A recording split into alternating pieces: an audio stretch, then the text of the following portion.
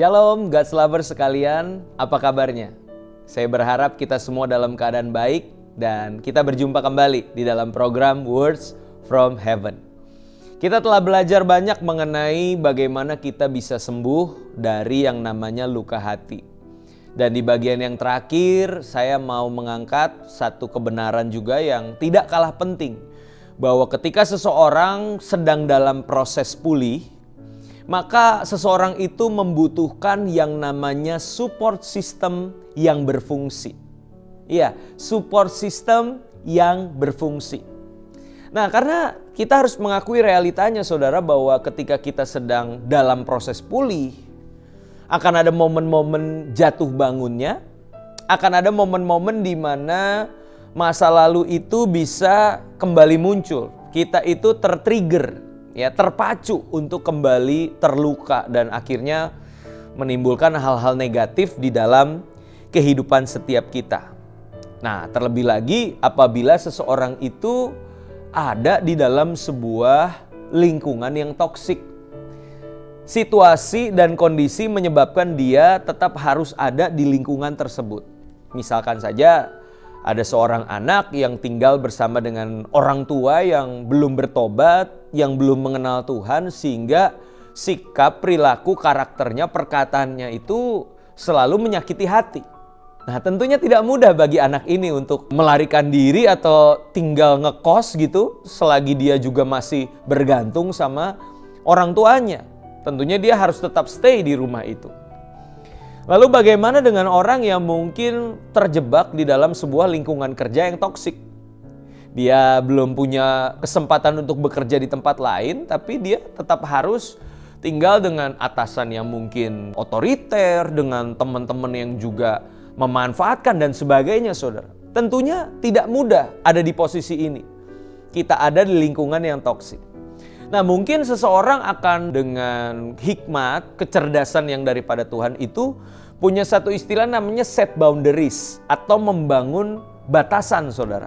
Ya, kita menjaga jarak dengan orang-orang yang toksik tersebut supaya kita tidak mengalami luka, ya, dari sikap dan perilaku mereka. Namun sekali lagi, saudara, kalau dia ada di lingkungan kita dan kita harus berelasi dengan mereka, bersentuhan dengan mereka, akhirnya senggolan itu pasti terjadi, saudara. Ya, dan akhirnya kita bisa mengalami luka dan kecewa yang sama dari orang yang sama. Nah, maka dari itu pentingnya seseorang itu punya yang namanya support system. Support system yang berfungsi.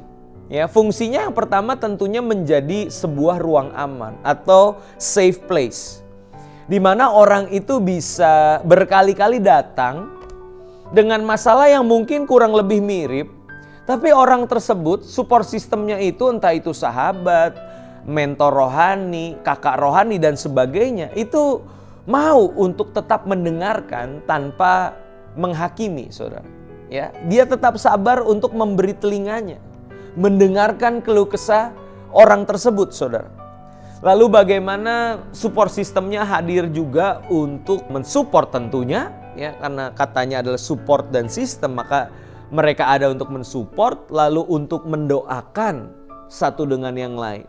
Nah, makanya saudara, hari-hari ini kita perlu banget yang namanya komunitas rohani, ya, sebuah keluarga rohani untuk kita bisa bertumbuh bersama-sama, apalagi ketika kita ada di dalam sebuah proses untuk mengalami kesembuhan dari luka hati.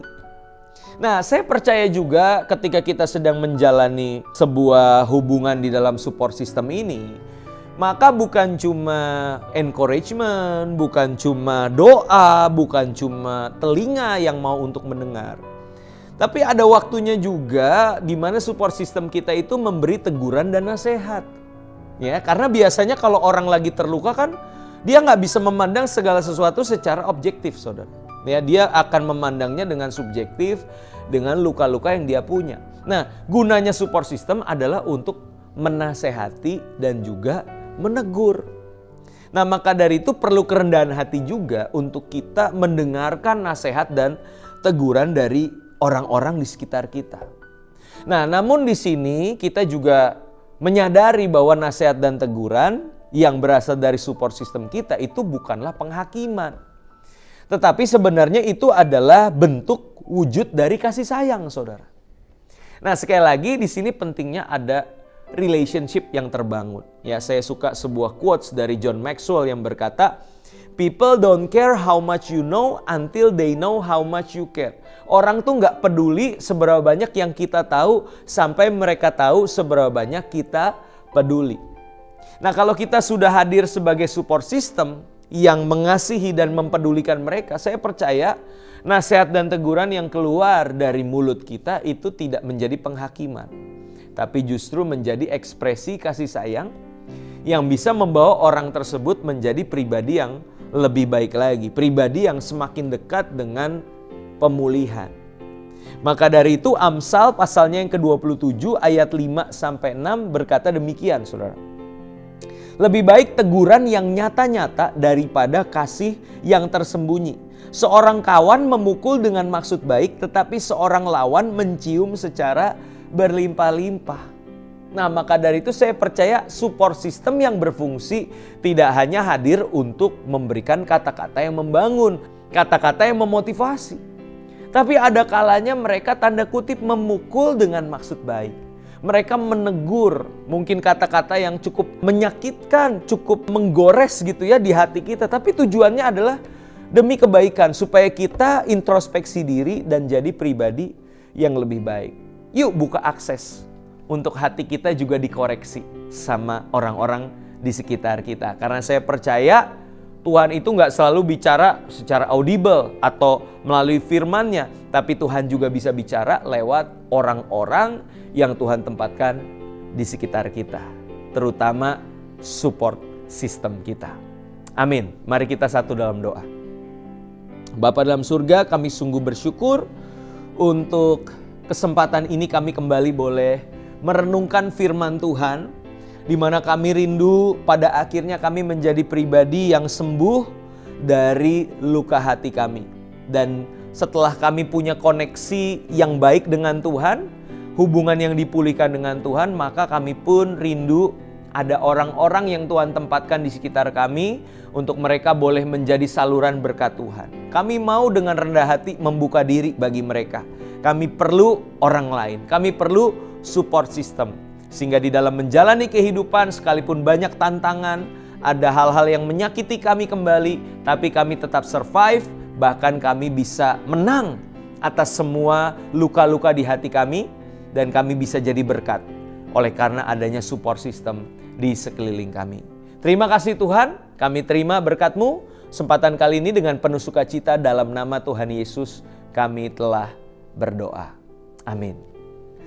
God's lovers sekalian, tidak terasa kita telah melewati sesi demi sesi ya, bicara tentang sembuh dari luka hati. Saudara bisa share berkat-berkat ini mulai dari bagian yang pertama sampai yang ke-6 lewat link YouTube yang ada kepada kerabat, saudara, sahabat-sahabat. Biarlah saudara senantiasa menjadi berkat buat banyak orang. Sampai ketemu di lain kesempatan. Tuhan Yesus memberkati.